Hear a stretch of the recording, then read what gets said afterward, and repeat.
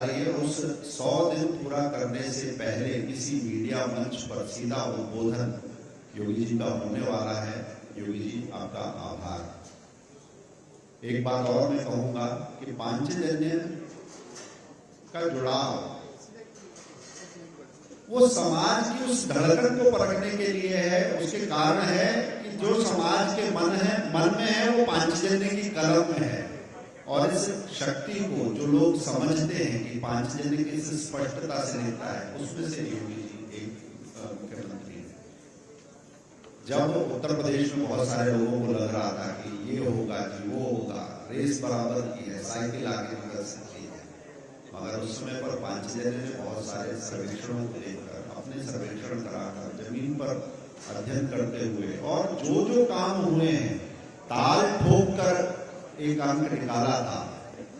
और उसमें वो बात थी जो पूरा उत्तर प्रदेश कह रहा था मगर पूरे मीडिया में कहीं नहीं थी। वो बात हमने कही थी और उत्तर प्रदेश की जनता की जुबान में अगर मैं कहूं तो उसका शीर्षक था अंक का, यही चुना था, यही चुनेंगे, सही चुना था, सही चुनेंगे। आज हमारे बीच में है योगी आदित्यनाथ जी। मैं उनको उद्बोधन के लिए आमंत्रित करूंगा, परंतु उससे पहले एक 2 मिनट की छोटी सी फिल्म मैं कहूंगा टीम से वो प्ले करें। उसके बाद बिना किसी औपचारिकता के सीधे हम उनके विचार सुन पाएंगे।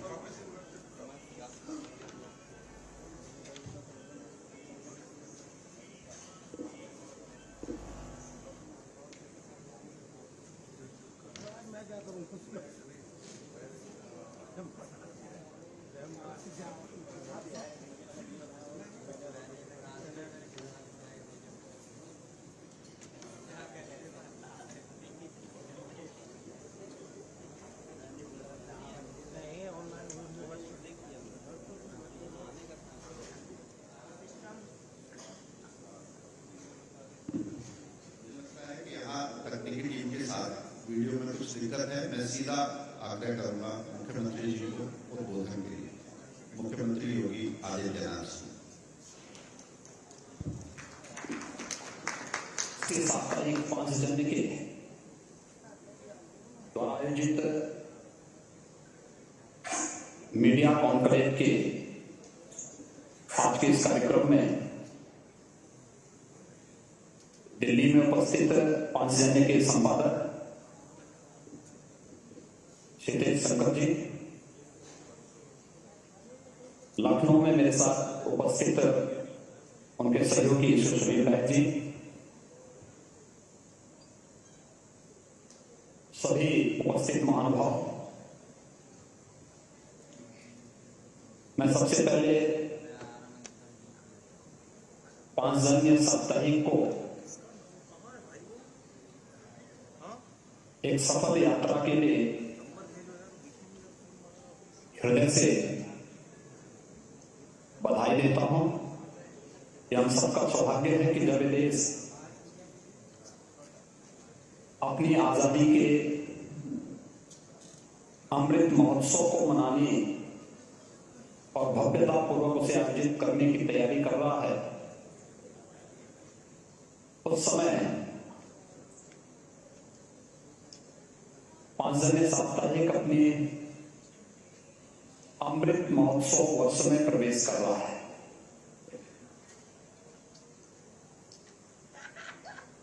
यह क्षण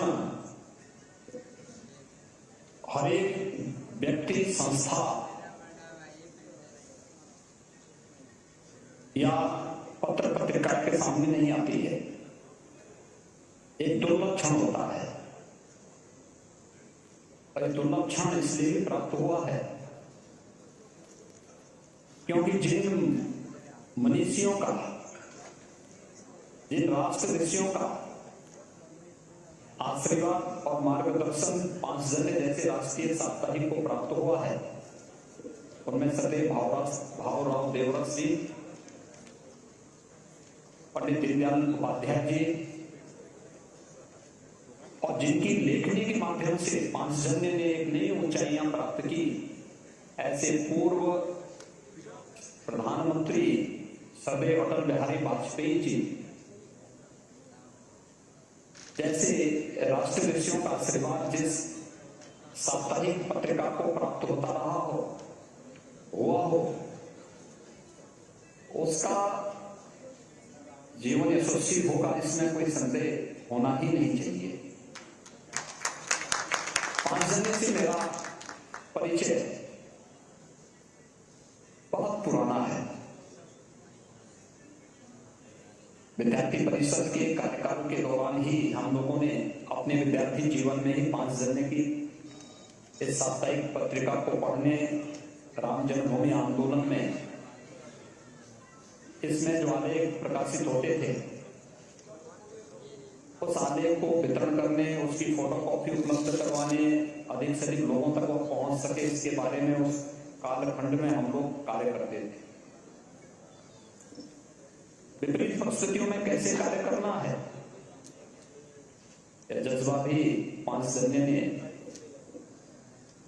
हम सबके सामने प्रस्तुत किया है। और मैं तो धन्यवाद दूंगा इस बात को लेकर के कि मीडिया जगत की आंखों को खोलने वाला है कि जब एक उपभोग थी कि उत्तर प्रदेश में क्या होगा 2022 के विधानसभा चुनाव में, 5 जन ने उस समय अपने विशेषांक निकाल करके ताल ठोक करके कह रहा था कि सरकार फिर से आएगी, हम भी मेजोरिटी के साथ आएगी। और एक पुख्ता विश्वास के साथ इस अभियान के साथ जोड़ करके 5 जन ने साबित किया कि उसके लिए राष्ट्रीय सर्वोपरि है और वह उन सभी मुद्दों को उठाएगा जो देश हित में होगा, देश के 135 करोड़ लोगों के हित में होगा। और मुझे लगता है कि किसी भी राष्ट्रभक्त का एक दायित्व होता है, वो जीवन के अलग अलग क्षेत्र में काम कर सकता है, क्योंकि हम सब इस बात को जानते हैं कि सभ्यता संस्कृतियों का संघर्ष ये केवल शस्त्र से नहीं, बल्कि यह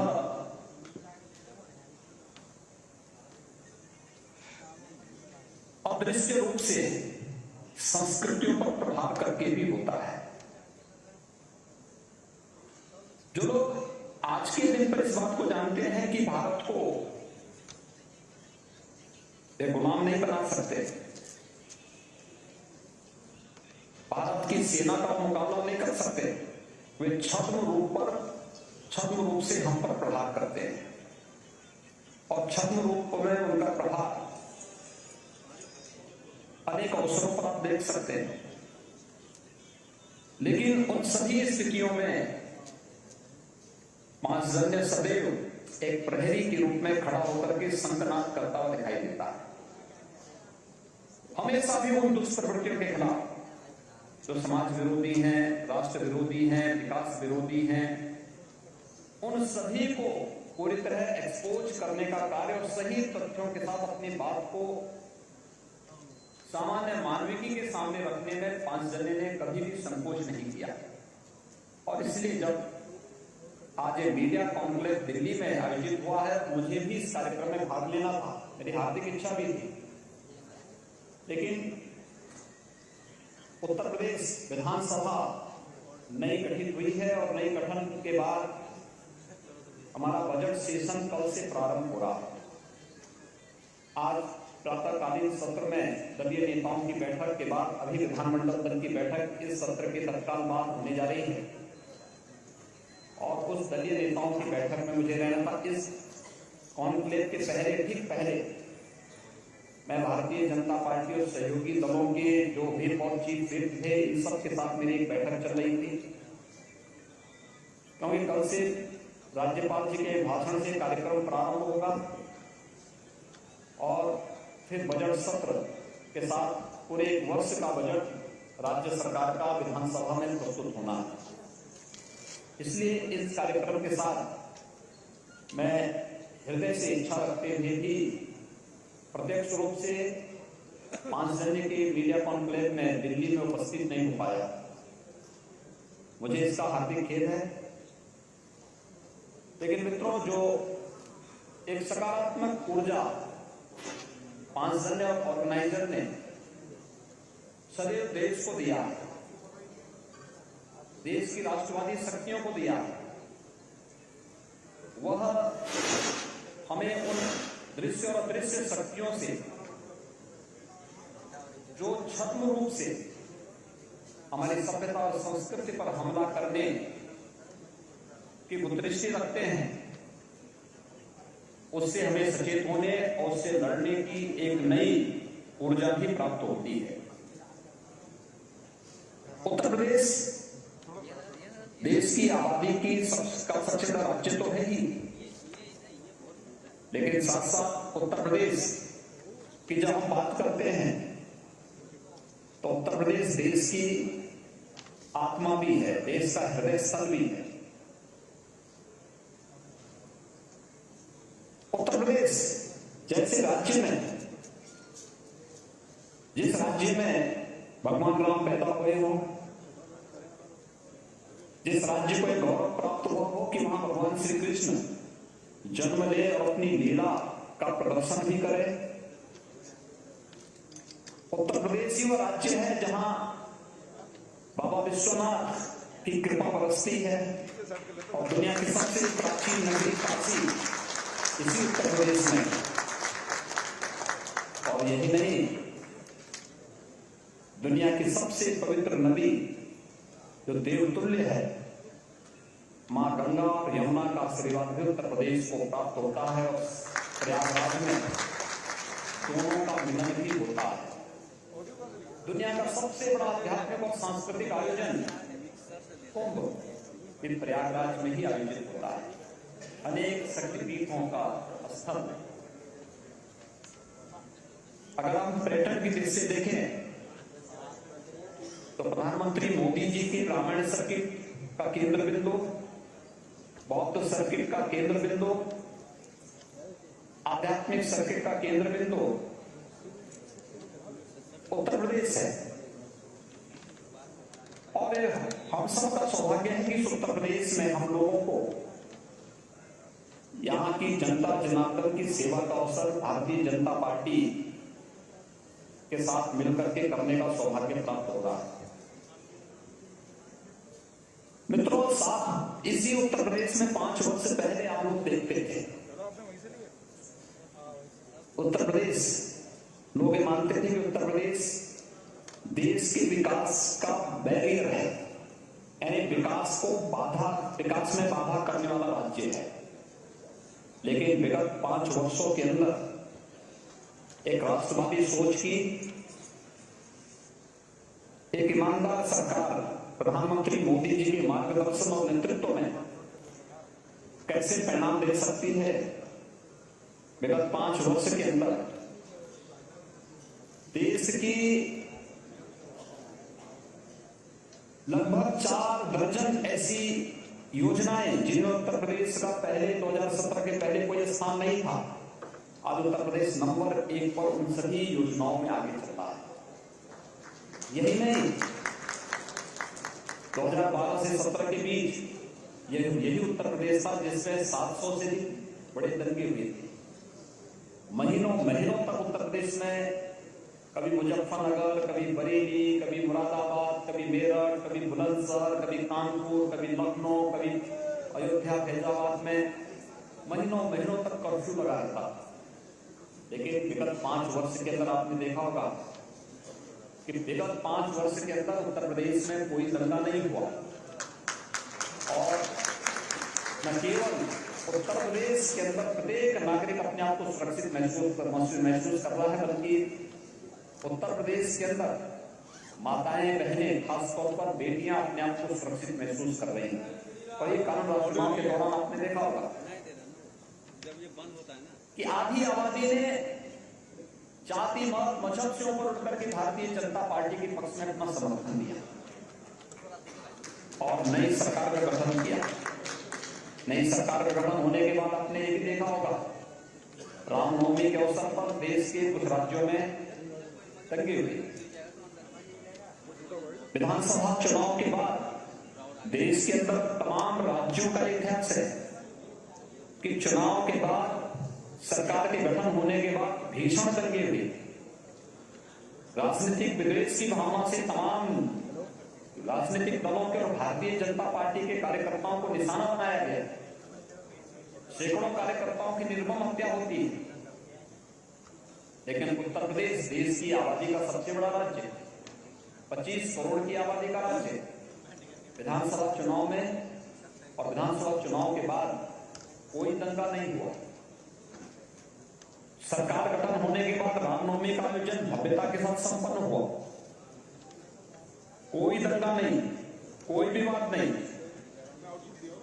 हनुमत जयंती का कार्यक्रम शांतिपूर्ण तरीके से संपन्न हुआ। और यही नहीं, पहली बार आपने भी देखा होगा, ये वही उत्तर प्रदेश है जहां छोटी छोटी बातों को लेकर दंगा होता था, लेकिन पहली बार अलविदा की नमाज और ईद की नमाज सड़कों पे नहीं पढ़ी गई। पहली बार आपने ये सुना होगा कि धर्मस्थलों से 1 लाख से अधिक माइक या तो हट गए हैं या उनकी आवाज कम हो गई है, और अब वही माइक स्कूल को, हॉस्पिटल को दान दिए जा रहे हैं जहां से लोग अपने कार्यक्रमों का संचालन कर सकते हैं। उत्तर प्रदेश ने इस दौरान डबल इंजन की सरकार के रूप में कार्य करते हुए एक बेहतर परिणाम भी दिया। देश की नंबर 2 की अर्थव्यवस्था बनने की ओर उत्तर प्रदेश अग्रसर हुआ। यानी हमें 70 वर्षों में उत्तर प्रदेश छठी अर्थव्यवस्था बन पाया। 70 वर्षों में उत्तर प्रदेश की प्रति व्यक्ति आय देश की प्रति व्यक्ति आय से लगभग 1/4 रह गई। आज उत्तर प्रदेश की प्रति व्यक्ति आय विगत 5 वर्ष के अंदर हम लोगों ने दुगनी से अधिक करने में सफलता प्राप्त की। उत्तर प्रदेश देश की नंबर 2 की अर्थव्यवस्था बनने की ओर अग्रसर है। व्यवसाय की सुगमता में उत्तर प्रदेश 14वें स्थान से आज नंबर 2 स्थान पर है। और ईज ऑफ लिविंग में प्रधानमंत्री जी के विजन के अनुरूप कार्य करते थे। हम लोगों ने 44 ऐसी योजनाओं में आज नंबर 1 स्थान पर उत्तर प्रदेश है, जिसकी लोग पहले कल्पना भी नहीं करते थे।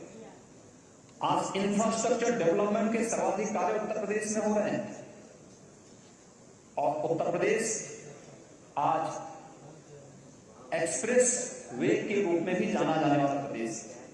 सर्वाधिक एक्सप्रेस वे बन रहे हैं। गंगा पूर्वांचल एक्सप्रेस वे का लोकार्पण प्रधानमंत्री जी के कर कमलों से नवंबर 2021 में पहले ही राष्ट्र को समर्पित हो चुका है। बुंदेलखंड एक्सप्रेस वे जून महीने में कंप्लीट हो जाएगा। गोरखपुर लिंक एक्सप्रेस वे पर युद्ध स्तर पर कार्य चल रहा है। गंगा एक्सप्रेस वे पे कार्य प्रारंभ हो चुका है। दिल्ली मेरठ 12 लेन का एक्सप्रेस वे क्रियाशील हो चुका है। दिल्ली से मेरठ की दूरी, जिसे पहले 3 से 4 घंटे लगते थे तय करने में, आज मात्र 45 मिनट में इस दूरी को तय किया जा सकता है। देश के अंदर सर्वाधिक शहरों में मेट्रो वाला स्टेट यूपी है। और देश के अंदर बेहतर एयर कनेक्टिविटी का राज्य भी उत्तर प्रदेश है। 2017 के पहले हमारे पास मात्र 2 एयरपोर्ट थे जो पूरी तरह क्रियाशील थे। आज उत्तर प्रदेश में 9 ऐसे एयरपोर्ट हमारे पास हैं जो क्रियाशील हैं। हम लोग कुशीनगर में एक अंतर्राष्ट्रीय एयरपोर्ट क्रियाशील कर चुके हैं। अयोध्या में इंटरनेशनल एयरपोर्ट बनाने की कार्रवाई युद्ध स्तर पर आगे बढ़ रही है। गौतम बुद्ध नगर जनपद के जेवर में भी एक इंटरनेशनल एयरपोर्ट का निर्माण हो रहा है। यानी 5 इंटरनेशनल एयरपोर्ट वाला देश का पहला राज्य उत्तर प्रदेश बनने जा रहा है। एयर कनेक्टिविटी विकास को एक तीव्रता देता है, जीवन को आसान करता है, लोगों के गंतव्य को आसान बनाता है और समय की बचत करने के साथ साथ लोगों की सोच में व्यापक परिवर्तन का कार्य भी बनता है। और वह कार्य आज उत्तर प्रदेश में सुगमता पूर्वक आगे बढ़ रहा है।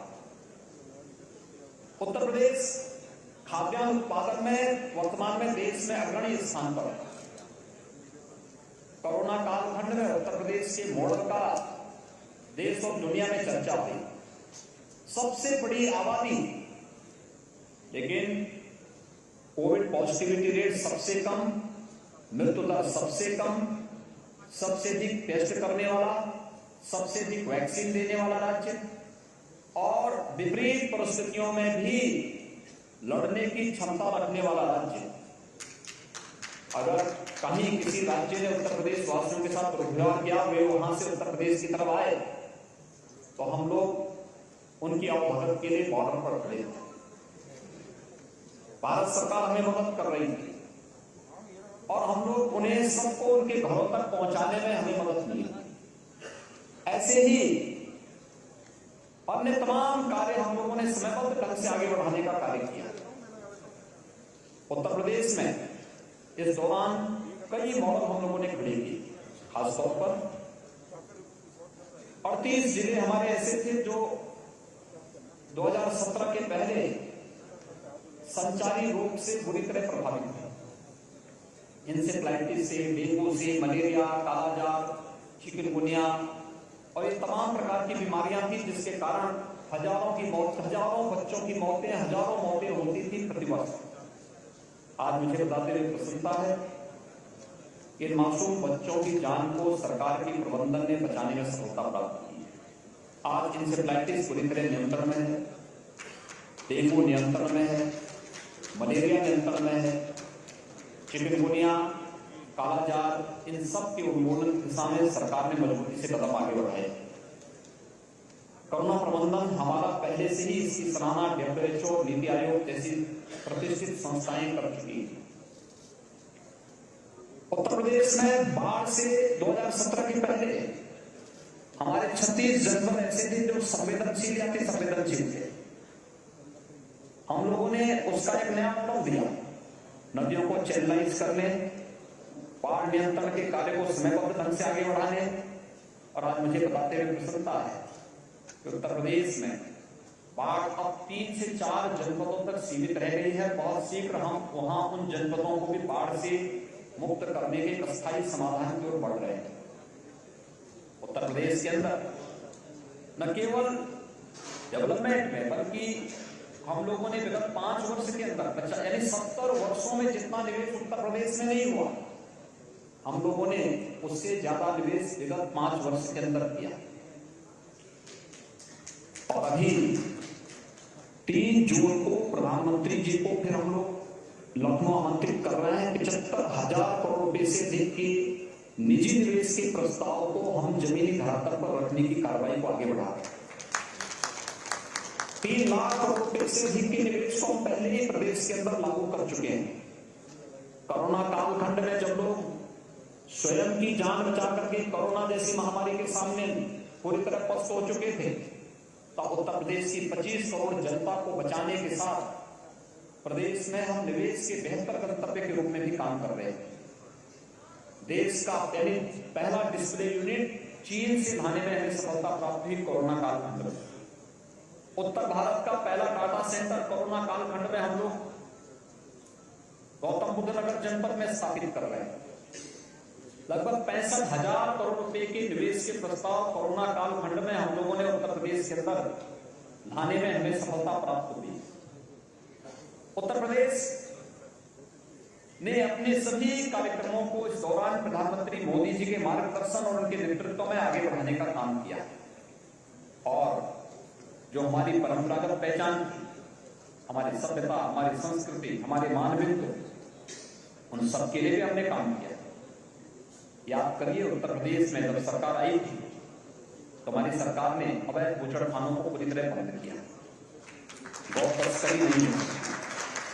लेकिन इसका एक खामियाजा भी हम लोगों को कुछ देर के लिए भुगतना पड़ा था, जब निराश्रित गौआश्रय, जो निराश्रित गौवंश सड़कों पर और खेतों में दिखाई देने लग गया।